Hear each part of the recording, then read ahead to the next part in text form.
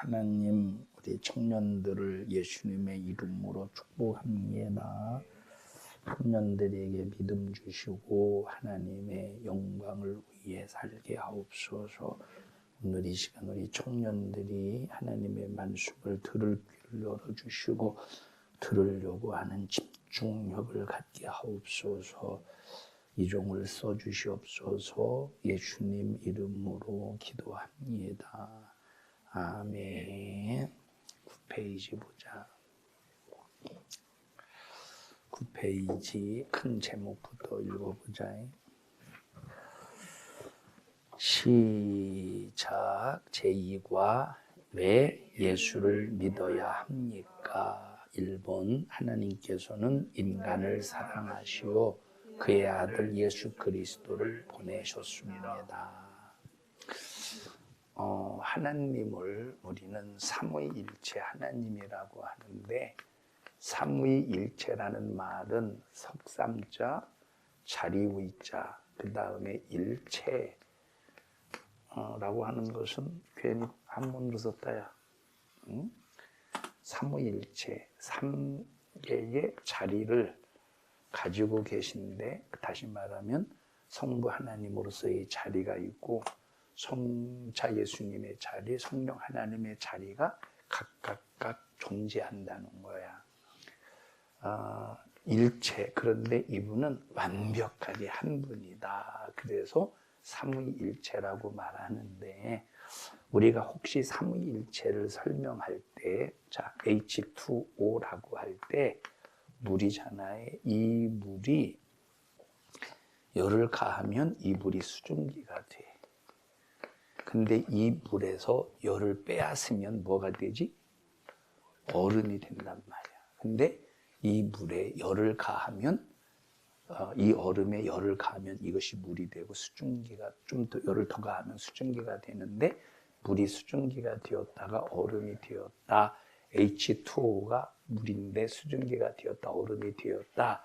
자, 이렇게 삼위일체는 이런 분이 아니라 이 말. 이런 분이 아니라 이 말. 하나님이 한 분 계신데 그 하나님이 아버지가 되시기도 하고 예수가 되기도 하시고 성령 하나님이 되시기도 하시는 것이 아니라, 성부 하나님은 성부 하나님으로서 존재하고 성자 예수님은 성자 예수님으로서 존재하고 성령 하나님은 성령 하나님으로서 존재하는데, 이분은 완벽하게 한 분이시라 이 말이죠. 그래서 신성도 완벽하게 하나, 인격도 성품도 완벽하게 한 분이시라는 거야. 그래서 이분을 삼위일체의 하나님이라고 하시는데, 자, 삼위일체의 하나님이 천지를 창조하실 때 보면 우리가 라고 할 때 하나님이 우리라는 표현을 했어.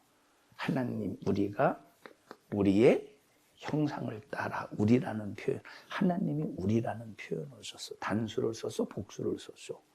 복수의 형식으로 이 단어가 표현되었는데, 그래서 여기서 말하는 우리는 삼위일체 하나님을 의미하는데, 그는 천지를 창조하실 때 이 천지의 모든 만물은, 자, 성부 하나님이 혼자 지으신 것도 아니고 성자 예수님이 혼자 지으신 것도 아니고 성령 하나님이 혼자 지으신 것도 아니라 삼위일체 하나님에 의해서 지어졌다는 걸 알 수가 있지. 자, 그러니까 이 삼위일체 하나님께서 우리 인류를 구원하시기 위해서 누구를 보내셨느냐면 예수 그리스도를 이 땅에 보내주셨는데, 말씀이 육신이 되게 하셨다는 거야. 자, 그분이 누구냐면 예수 그리스도시다. 자, 그래서 1번, 하나님께서는 인간을 사랑하셔서 그 아들 예수 그리스도를 보내주셨는데, 그 예수 그리스도를 보내실 때 그분이 어떤 분이었고 어떻게 오셨는가에 대해서 요한복음 1장에 말씀하고 있어. 그래서 요한복음 1장을 보니까 태초에 뭐가 계셨느니라? 말씀이 계셨는데 이 말씀이 하나님이시고 이 말씀으로 모든 만물을 지으시고 하나님께서 모든 만물을 말씀으로 지으셨는데 이 말씀은 모든 사람들의 빛이야. 그래서 자, 이 만물 안에도 하나님의 말씀은 뭐냐면 하나님의 말씀은 그 생명이신데 생명이신 하나님의 말씀으로 모든 만물을 지었기 때문에 그 만물 안에도 각자 뭐가 있느냐면 생명이 주어져. 자, 이 만물 안에, 이 말씀에는 빛이 있어. 이 만물 안에 이제 하나님께서 당신이 빛이니까 그 빛이신 하나님의 말씀으로 만들어진 모든 만물에 하나님께서 자신의 빛을 비추셨어요. 근데 죄로 말미암아 이 빛이 차단이 되고 생명이 끊어지고 만물이 파괴되어가고 하나님과 단절이 되어가는 거예요. 뭐 때문에? 죄 때문에. 그래서 가장 우리가 살면서 무섭고 두려운 것이 죄라는 걸 항상 잊어서는 안 돼. 자, 그래서 말씀이 육신이 되어 이 땅에 오셨대. 요한복음 1장에 보면 말씀이 뭐가 되어 오셔서 육신이 되어 오신 이유가 바로 뭐냐면 그 육신에 인간의 죄를 정하셔서 인간의 죄를 육신에게 정하셔서 인간의 죄를 짊어지고 죽으시기 위해서 이 땅에 오셨대. 자, 그래서 이걸 위해 이 요한복음 1장에 있는 말씀이야. 그래서 우리가 독생자 예수 그리스도의 영광을 보니 뭐가 충만하더래? 은혜와 진리. 예수 그리스도 말씀이 육신이 되어 이 땅에 오신 예수 그리스도 안에는 뭐가 충만하냐면 은혜와 진리. 이게 무슨 말이냐? 진리라는 말은 하나님의 말씀대로 이루어지는 게 진리야.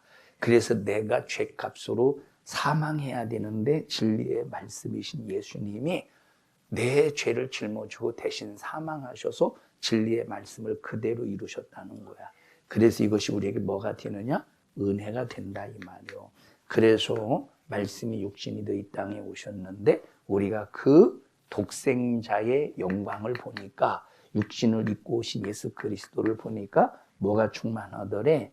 은혜와 진리가 충만하더래. 은혜는 바로 우리가 받은 은혜의 구원이야.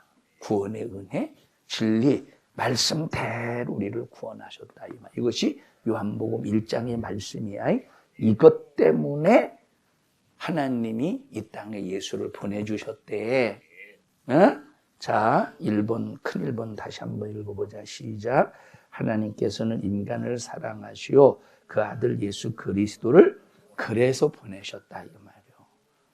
야, 생각해봐. 우리가 하나님의 사랑이 아니었다면 우리 같은 것들 이 땅에서 7, 80년 살다가 아무것도 모르고 죽으면 영원히 지옥 갈 텐데, 야, 너 죽으면 지옥 가. 알려주든 안 알려주든 우리는 이미 지옥 가기로 작정된 사람들이야. 그런데 모르고 지옥 가지 않도록 하나님께서 성경을 보내주시고 전도자를 세우셔서 너 죽으면 지옥 가라는 사실을 알려주시고 예수 믿고 구원받게 해주셨으니 이것이 얼마나 감사한 일이냐. 지옥 가도록 내버려 두셔도 하나님에게 무슨 상관이 있겠어. 근데 사랑하셔서 하나님이 우리를 사랑하셔서 일러주시는 거야. 멸망하지 않고 지옥 가지 않도록, 지옥 가기 전에 천국 갈 수 있도록 모든 길을 열어주시고 예수님을 믿으라는 거야. 그래서 하나님의 아들 예수를 이 땅에 보내주셨다 이 말이요. 자, 양과로 1번 읽어보자. 시작. 인간 구원을 위한 하나님의 섭리가 있었다. 하나님이 우리를 그냥 계획 없이 구원하시는 것이 아니라 하나님이 우리에 대한 구원의 계획을 가지고 계시긴 계신데 먼저 구약 성경을 통해서야 내가 너희들 이렇게 구원할 거야. 구원의 계획을 다 말씀하시고 그 말씀하신 예언대로 십자가에 피 흘려 죽으시고 우리를 대신해서 죄값으로 죽으신 다음에 우리를 구원해 주셨다 이 말이요. 그래서 인간을 구원하시기 위해서 지난 시간까지 얘기했지만 백성과 민족을 통해서 구원의 계획을 말씀하셨다고 그랬지. 이스라엘 백성과 이스라엘 민족을 통해서 내가 너희들을 구원하는 일에 예수를 보낼 거야 라고 하는 계획, 구원을 위한 계획 섭리를 말씀하셨다 이 말이에요. 율법과 제사를 통해서 우리를 구원하시겠다고 하는 것을 예언하시고 선지자들의 예언을 통해서 가르쳐 주셨다 이 말이요. 자, 맨 밑에 성경 구절 한번 보자. 이사야서 7장 14절 시작. 그러므로 주께서 친히 징조로 너희에게 주실 것이라. 보라, 처녀가 잉태하여 아들을 낳을 것이요 그 이름을 임마누엘이라 하리라. 자, 하나님께서 이사야 선지자를 통해서 예수님이 이 땅에 오셔서 어떤 일을 행하시고 자, 무슨 어려운 고난을 당하실 것인가에 대해서 이사야 선지자를 통해서 예언하셨는데 이것은 이사야 선지자를 통해서만 예언하신 것이 아니라 모든 선지자를 통해서 예언하셨어. 근데 그 중에서 보니까 야, 보라, 누가 잉태한대? 처녀가 잉태한대. 자, 여기서 처녀가 잉태한다라고 하는 말은 오늘날처럼 결혼하지 않은 여자를 처녀라고 말하지 않고 여기서 말하는 처녀의 개념은 전혀 남자를 알지 못하는, 다시 말하면 남자에 대한 경험이 전혀 없는데 어떤 일이 벌어진대? 아이 잉태를 한다는 거예요. 전혀 남자를 경험하지 않았는데 어떤 사건이 벌어지느냐? 잉태한대. 그래서 이제 처녀가 잉태하여 아들을 낳는데 그 아들의 이름이 뭐래? 예? 아들의 이름이 임마누엘이래. 그럼 임마누엘이 무슨 뜻이라고 그랬어? 임마누엘이. 자, 여기 이사야서 7장 14절에 있는 말씀은 이사야서 7장 14절에 있는 말씀은 자, 마태라는 예수님의 제자가 있어. 누가 있어? 마태라는 예수님의 제자가 있는데 이제 마태라는 예수님의 제자가 예수님의 생애에 대해서 쭉 글을 기록했어. 그걸 무슨 책이라고 그러지? 마태가 예수님의 생애를 기록한 책을 뭐라고 그래? 응? 뭐라고 그래? 뭐라고 그래? 마태가 예수님의 생애를 기록한 책을 뭐라고 그래? 근데 왜 이렇게 아닌 것처럼 이렇게 대답을 해요? 마태가 예수님의 생애를 기록한 책을 뭐라고 그래? 마태복음이래? 응? 마태복음이지 왜 이렇게 그냥 자신 있게 대답해? 마태가 예수님의 생애를 기록한 책을 뭐라고 그래? 응? 너 눈에 힘 줬냐? 눈썹에? 이렇게 뒤집어 올린 것 같다? 응? 똑같아. 풀 붙였어? 자, 그러면 요한이라는 사람이 예수님의 생애를 기록한 책을 뭐라고 그래? 요한복음이라고 그랬지. 자, 근데 마태복음은 자, 마태라는 사람이 누구지? 마태라는 사람은 히브리인인데 히브리서 다시 말하면 유대인이야. 유대인인데 어떤 직업을 가지고 있었느냐면 세리라는 직업을 가지고 있었어. 그래서 세리라는 직업을 가지고 있는 이 마태는 로마 황제 밑에서 다시 말하면 로마 황제의 녹봉을 먹고 자란 이렇게 세리라는 직업을 이제 가지고 일하는 사람이야. 우리 예를 들어서 봐봐요.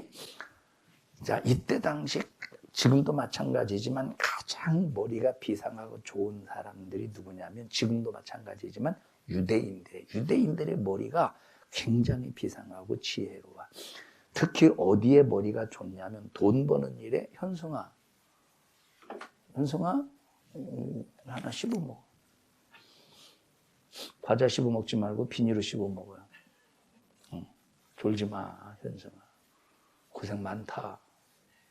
자, 마태가 예수님의 마태는 이제 아주 다시 봐봐. 히브리인들은 머리가 굉장히 좋거든. 특히 이제 돈 벌 때 굉장히 비상해. 근데 지금 로마 제국 안에 유대인들이 사는데 로마 제국의 식민지로 살잖아. 종살이 같이. 지배를 받으며 사는데 자기들이 힘써서 돈을 벌었는데 그 돈을 로마 정부에 세금을 바치는데 얼마나 아까울지 몰라. 너희들 만약에 니들이 월급을 한 1,000만 원 받았다. 월급을 한 1,000만 원 받았다. 아니 한 1,000만 원 받았다. 월급을. 그런데 1,000만 원을 받았는데 세금을 이제 400만 원 정도, 세금이 400만 원이라고 해봐. 어디다 바쳐야 되느냐면, 그래도 우리나라 정부에 바치는 게 아니라 만약에 저 북한 김정일이에게 만약에 세금을 바친다고 해봐. 어떻게 좋겠어 안 좋겠어? 우리나라 정부에, 우리나라에다가 세금을 바치는 것도 세금 안 내려고 막 어떻게 해서든지 떼먹으려고 하는데, 만약에 김정은이한테 세금을 400만 원씩, 1,000만 원 벌어 400만 원씩 바친다고 해봐. 기쁘게 바치겠어? 응? 그럼 받다 바쳐, 그럼 자식들아. 누가 기쁘게 바치겠어? 이 역시 지금 실컷 그렇게 돈 벌어놓고 로마 제국에 세금을 바치는 것이 얼마나 못마땅한지 몰라. 그래서 유대인들이 머리가 비상하거든. 그래서 이 유대인들이 딱 돈을 벌잖아. 이것을 기가 막히게 세탁을 하는 거예요, 돈을.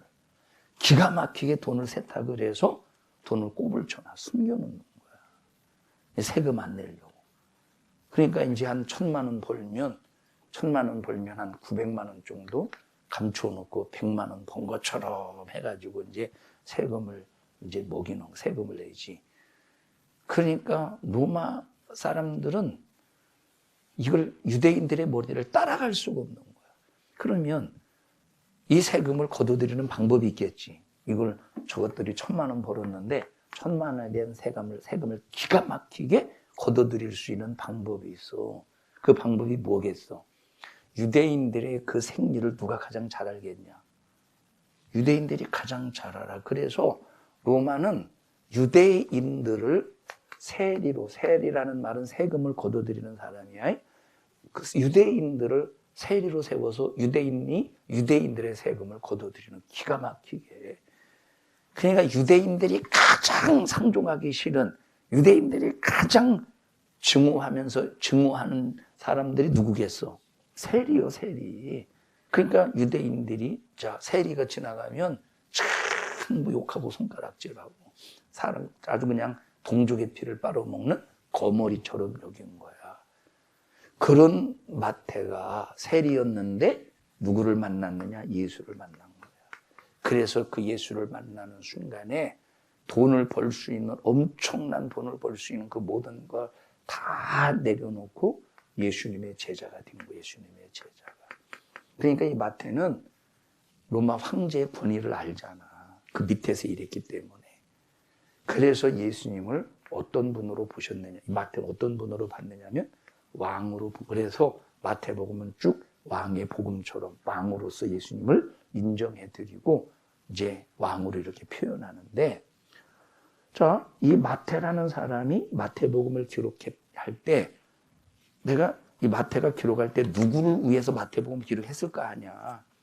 내가 누구를 위해서 마태복음을 기록해가 이 복음서를 기록해서 내가 그들에게 편지로 전달해줘야지 라고 하는 이 수신자가 있을 거 아니야. 편지를 받아들이는 수신자가 있을 거 아니야. 그 수신자가 바로 누구냐면 같은 유대인들이다, 이 말이야. 무슨 말인지 알았어? 같은 유대인에게 편지를 보낸 거, 예수님에 대해서. 그러니까 예수님을 모르는 유대인들에게 너희들이 죽인 예수가 바로 이런 분이야 라고 하면서 구약 성경에서 예수님에 대해서 예언했을 거 아니야. 앞으로 예수님이 메시아로서 이렇게 오셔서 이런 일을 겪으시고 이런 일을 당할 건데 그분이 누구냐면 이런 분이야 라고 하는 것을 구약에 예언했을 거 아니야. 그 구약에 예언한 말씀을 마태가, 구약에 예언한 말씀을 몇 장 몇 절에 구약에 이런 말씀이 있는데 그 말씀으로 예언된 분이 바로 이 예수였던 거야 라고 마태복음을 기록할 때 그런 형식으로 기록했다, 이 말이요. 자, 그래서 여기 이사야서 7장 14절에 보면 메시아가 이 땅에 오실 때 누구로 오신다는 거야? 어떻게 오신다는 거야? 사람의 아들로 오신대? 다시 말하면 이 땅에 올 때 사람의 씨로 오신대? 남자의 씨로 오신대? 남자의 씨와 상관없이 누구의 몸으로 오신대? 처녀의 몸으로 오신다는 거야. 처녀의 몸속에서 태어나서 이 땅에 오신다는 걸 예언한 거야. 그래서 처녀가 잉태하여 아들을 낳을 것이요. 다시 말하면 남자의 씨를 받아서 오신 것이 아니고 남자의 씨와 상관없이 여자의 몸을 입어서, 다시 말하면 처녀가 남자의 씨를 받지 않고 잉태해서 아들을 낳는다는 거야. 이 말이 어떤 말이냐면 여자의 후손으로 오신다는 거야. 그래서 마태는 이 이사야서 7장 14절의 말씀을 인용해서 마태복음 1장의 말씀을 얘기하는 번 찾아보자. 이 마태복음 1장 한번 찾아보자.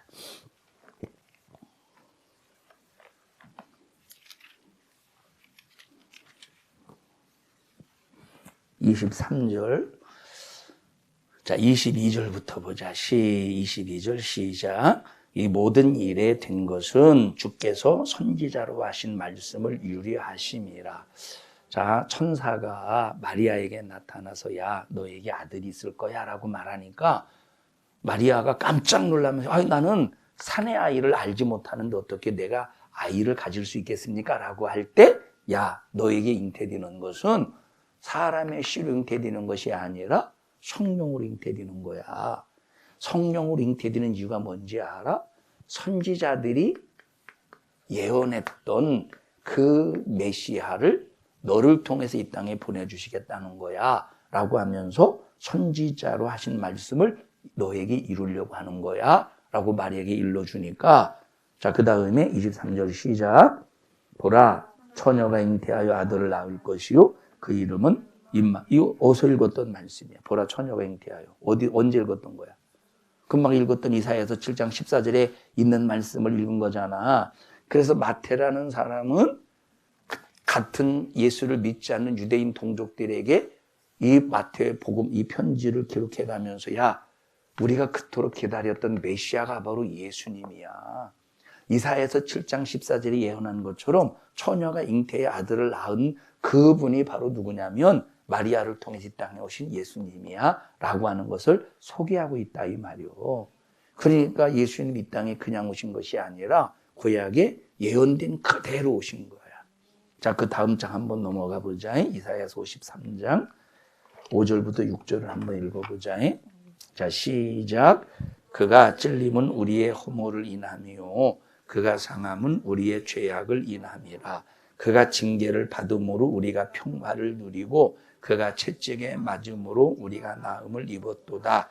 우리는 다 양 같아서 그릇 행하여 각기 제 길로 갔거늘 여호와께서는 우리 무리의 죄악을 그에게 담당시키셨도다. 자, 이사야 선지자를 통해서 예수님이 이 땅에 말씀이 육신이 되어 이 땅에 오실 때에 어떤 일을 겪으실 것인가에 대해서 이사야서 53장에 설명하고 있는 거야. 첫째 어떤 일을 당하신데 찔리신다는 거야. 그래서 그가 찔리시면 어떤 일을 당하신데 찔리신다 이 말이야. 그래서 예수님께서 머리에 가시관을 쓰시고 가시에 찔리시는 거야. 옆구리에 창으로 찔리시는 거야. 이렇게 찔리신 이유가 바로 뭐냐면 우리의 허물 때문에 찔리셨대. 두 번째, 예수님이 상하셨대. 예수님이 이 땅에 오셔서 온 몸이 상하셨지. 채찍에 맞으시고 상하시고 저주받으시고 상하시고 뺨 맞으시고 상하시고 수염을 뜯겨서 상하시고 조롱당하시고 상하시고. 이유가 뭐래? 우리의 죄를 해결하시려고. 세 번째, 예수님은 뭘 받으셨대? 징계. 징계라고 하는 말은 봐봐. 언제 징계를 받지? 어느 때 징계를 받아? 죄가 있을 때 징계를 받잖아. 근데 예수님이 죄가 있어? 죄가 없는데 징계를 받으신 이유는 내 죄를 대신해서 징계를 받으신 거야. 그런데 징계 때문에 우리가 뭘 누릴 수 있대? 평화를 누릴 수 있다는 거야. 그 다음에 그가 채찍에 맞음으로 나음을 입었대. 그래서 우리가 질병에서 치료받는 이유가 바로 뭐냐면 예수님께서 채찍에 맞으신 그 고난과 고통 때문에 우리가 그걸 믿음으로 기도하면 질병에서 치료받을 수 있는 거야. 병원에서 못 고치는 질병 있잖아. 내가 진실로 예수님을 믿으면 그 질병도 치료받을 수 있는 거야. 하나님의 말씀은 그대로 이루어져. 너희들이 믿음이 있든 없든지 간에 하나님의 말씀은 그대로 이루어지는데 믿음이 있는 자에게는 축복으로 이루어지겠지. 그런데 믿음이 없는 자에게는 그 죄값으로 그대로 예수님에게 내 징계가 넘어가야 되는데, 믿음이 없는 사람은 내 죄로 인한 징계를 내가 받는 거야. 그래서 우리가 정말로 중요한 것이 바로 뭐냐면 믿음이 너무 중요한 거야. 난 우리 청년들이 정말로 하나님을 믿는 온전한 믿음이 있기를 바라는 거야. 그냥 믿음 없이 개념 없이 교회 왔다 갔다 하지 말고, 만약에 너희들 불신자들이 교회에 대해서 막 공격을 하고 꼭 예수만 믿어야 천국이냐라고 할 때, 너희들이 그들과 대화할, 너희들이 예수 믿는 사람 너희들에게 따져 물을 때 니들 대답할 수 있어? 응? 그래도 예수 믿어야 된다고 하는 하나님의 말씀을 통해서 대답해 줄 수 있어? 응? 대답해 줄 수 있어야 돼. 그만큼 하나님의 말씀으로 무장해야 되는 거야. 야, 꼭 예수만 믿어야 천국이냐? 니들 기독교인들 참 못돼 먹었잖아. 어떻게 니들 예수만 믿어야 천국 가냐? 다른 종교를 왜 무시하냐? 라고 할 때 그거 대답할 수 있어야 된다니까. 은유 대답할 수 있어? 실장님? 응? 실장이지? 아니요? 실장, 일을 실자, 장을 잊어버렸다. 대답할 수 있어? 야, 어떻게 예수만 믿어야 천국이냐? 왜 다른 종교 무시해? 대답할 수 있어? 대답할 수 있어야 된다니까. 봐봐, 그 사람들이 인정하든 인정하지 않든 다른 종교는 사람이 신을 만들어서 섬기는 것이 다른 세상 이방 종교야. 우리는 하나님을 만들어서 우리가 영원 전부터 스스로 존재하시는 하나님이 우리의 멸망할 상태를 아시고 찾아오셔서 우리에게 구원의 길을 알려주신 거야. 그리고 믿으라고.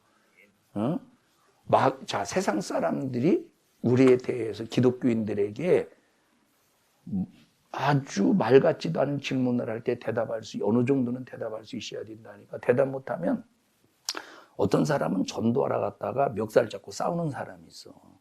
왜냐하면 예수 믿으라고 했더니 막 예수 믿으면 다냐고, 예수 믿어야 천국이냐고, 어떻게 예수 믿어야 천국인지 망국인지 어떻게 하느냐고 막 하는데, 대답을 못하니까. 대답을 하면 성령 역사심 속에서 감동이 되어서 대답을 하면 참 지혜롭게 대답할 텐데, 대답하려고 하니까 이게 딸리는 거예요. 그러니까 성질을 해가면서 반도 안 믿으면 네 손해지, 지옥 가든 말든 싸우다 온디야.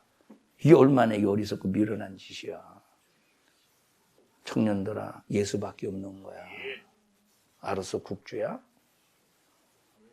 응? 확실히 그냥 하는 아멘이요? 너는 꼭 저기 갔다. 오늘 머리 스타일은 압력밥솥 그 머리 스타일이다, 야. 그지? 그렇게 생기지 않았어? 앞에가 딱 압력밥솥처럼. 이렇게. 예수 외에는 절대 안 돼. 어떤 것도 우리에게 기려하냐. 알았어?